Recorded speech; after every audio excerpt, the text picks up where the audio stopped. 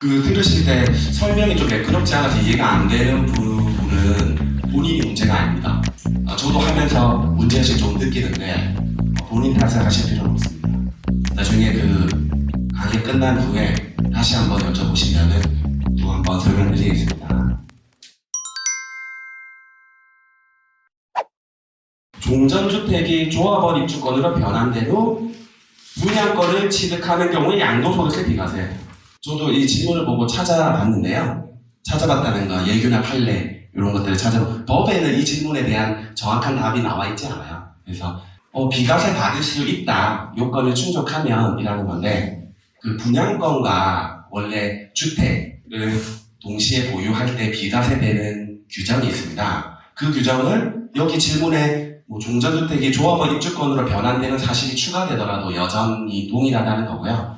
원래 1주택과 분양권의 비과세 규정 내용을 보면 조금 익숙하실 거예요. 주택 2개만 있어도 우리 종전주택을 산 이후에 1년이 경과한 후 새로운 주택을 사고 새로운 주택을 산 날로부터 3년 내에 종전주택을 팔면 양도소득세 비과세 되는 규정처럼 분양권도 종전주택, 그 다음에 분양권을 산 날로부터 3년 이내 종전주택을 팔면 비과세가 되듯이 종전주택이 조합원 입주권으로 변환되고 새로 신축이 되더라도 그 분양권을 산 날로부터 3년 이내에 매도를 하면 그 종전주택은 비과세가 된다는 거고요.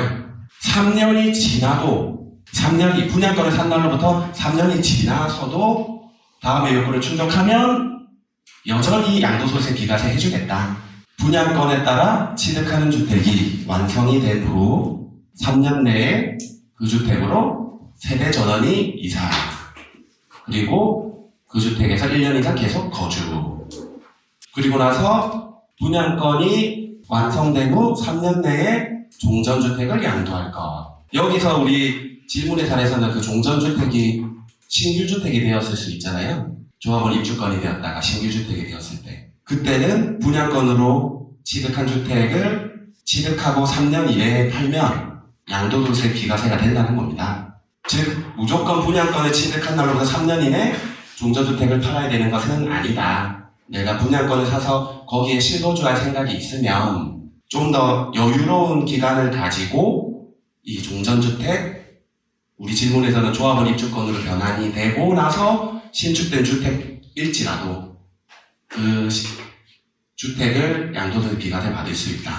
그 비과세를 받을 때 이런 게 있습니다. 그 질문 많이 받는 것 중에 입주권이 신축주택이 되어서 팔 때, 지금 말씀드린 거는 그 입주권이 신축주택이 되고 다른 분양권이 있을 때 그 관계에서 1년 경과 3년 이내 아니면 3년이 지나도 들어가서 사실 경우 그런 비과세 규정을 보았고, 그게 1차 관문이면 2차 관문은 그 해당 주택을 팔 때 아주 독립적으로 기본적으로 갖춰야 되는 2년 이상 보유, 또 2년 이상 거주를 해야 되는 경우도 있습니다. 그래서 그 보유와 거주 기간을 따질 때 이 재건축이나 재개발로 구주택이었다가 관리처분 계획 인가일부터 조합원 입주권이 되고 그게 신축 준공이 되는 날까지만 조합원 입주권이고 그 다음부터 신규주택이거든요. 즉 주택,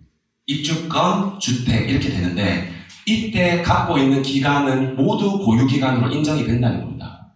그래서 2년 이상 보유뿐만 아니라 장기 보유 특별공제 같은 혜택도 받을 수 있고요. 역시 거주를 했을 때도 그 장기 보유 특별공제 혜택을 받을 수 있는 이점이 있는데요. 1세대 1주택 비과세를 받을 때는 공사하는 기간, 즉 관리처분 계획 인가일부터 준공일까지는 거주기간을 인정해주지 않고 그 후와 준공일 이후와 관리처분 계획 인가일 전에 거주했던 기간은 거주기간을 고스란히 인정받아서 최종적으로 그 주택을 팔 때 양도소득세 비과세뿐만 아니라 12억 초과분에 대해서 양도 차익이 나오면 여전히 양도소득세가 나오는 것마저도 거주와 보유기간을 모조리 더해서 장기보유 특별공제를 최대한 많이 그리고 세금을 최소화시킬 수 있다는 겁니다. 시세 차익이 크고 하신 분일수록 이 거주와 보유기간을 잘 챙겨서 세금을 줄이는 게 꽤나 큰 절세에 도움이 됩니다.